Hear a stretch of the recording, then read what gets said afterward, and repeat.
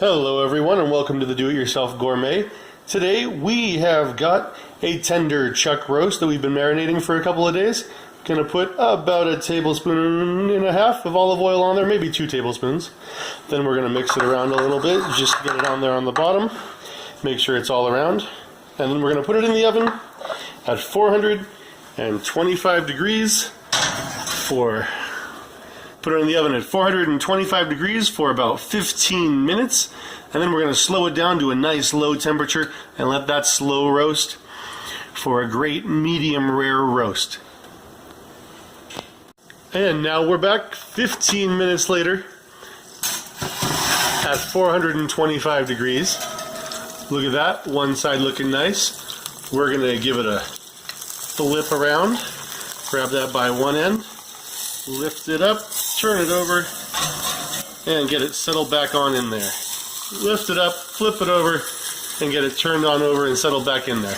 Now we're going to give it just a couple of more minutes at 425, 5 more minutes to be precise, and then we're going to turn it down to some low heat.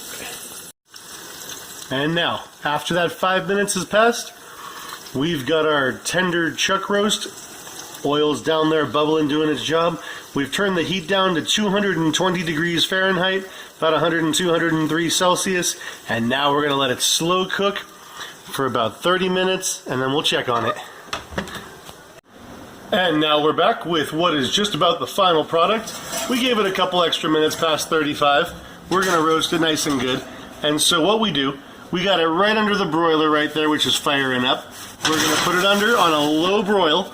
We're going to give it 3 minutes, and that's going to give it a nice, finishy, crispy bit on the outside, and we'll show you what it looks like when it comes out. Alright, we have given it 2.5 glorious minutes. We got the top right there. That is what you call a chuck tender roast. What we did, 425 for 20 minutes, and then flipped it over, gave it an extra 5 minutes. And then we took it down to 220 degrees for about 34 minutes. And then we broiled it right at the end on low for 3 minutes to give it that nice top. Here's the moment everybody likes to see. Just how juicy the meat came out.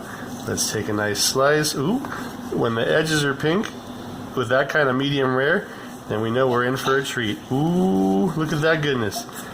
Look at that. Now you're gonna let that sit a little longer, if you like, in the own juices, and it's going to rest. These are the tasting pieces we've taken off for now. Look at that, nice outside. Lovely, lovely medium rare with the juicy blood that you still see when the outside has been seared properly. You get that outside ring and then that inside pink. That's how you sear on the outside and then slow cook with the juices inside. Do-it-yourself gourmet, folks, on how to cook meat. We love it. We hope you love it. Let's eat better together. We'll see you next time.